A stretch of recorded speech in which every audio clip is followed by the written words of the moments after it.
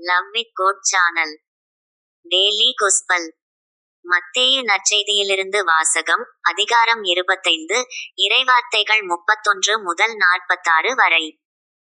வானதூதர் அனைவரும் புடை சூழ மானிட மகன் மாட்சியுடன் வரும்போது தம் மாட்சிமிகு அரியணையில் வீற்றிருப்பார். எல்லா மக்களினத்தாரும் அவர் முன்னிலையில் ஒன்று கூட்டப்படுவர்.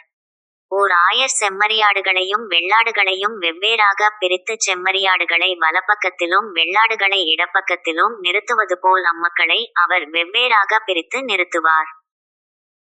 பின்பு அரியணையில் வீற்றிருக்கும் அரசர் தம் வலப்பக்கத்தில் உள்ளோரை பார்த்து, என் தந்தையிடமிருந்து ஆசி பெற்றவர்களே, வாருங்கள், உலகம் தோன்றியது முதல் உங்களுக்காக ஏற்பாடு செய்யப்பட்டிருக்கும் ஆட்சியை உரிமை பேறாக பெற்றுக்கொள்ளுங்கள்.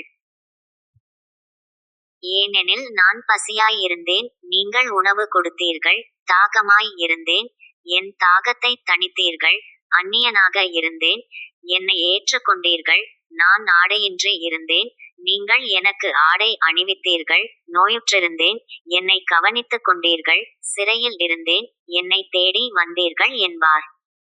அதற்கு நேர்மையாளர்கள், ஆண்டவரே, எப்பொழுது உம்மை பசியுள்ளவராக கண்டு உணவளித்தோம், அல்லது தாகமுள்ளவராக கண்டு உமது தாகத்தை தணித்தோம்?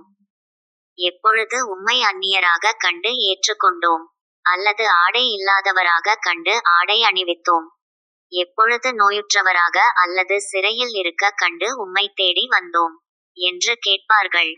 அதற்கு அரசர், மிகச் சிறியோராகிய என் சகோதரர் சகோதரிகளுள் ஒருவருக்கு நீங்கள் செய்ததையெல்லாம் எனக்கே செய்தீர்கள் என உறுதியாக உங்களுக்குச் சொல்லுகிறேன் என பதிலளிப்பார்.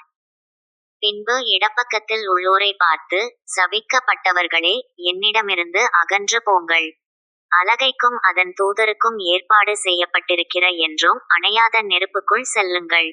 ஏனெனில் நான் பசியாய் இருந்தேன், நீங்கள் எனக்கு உணவு கொடுக்கவில்லை; தாகமாயிருந்தேன், என் தாகத்தை தணிக்கவில்லை; நான் அந்நியனாய் இருந்தேன், நீங்கள் என்னை ஏற்றுக் கொள்ளவில்லை; நோயுற்றிருந்தேன், சிறையிலிருந்தேன், என்னை கவனித்துக் கொள்ளவில்லை என்பார்.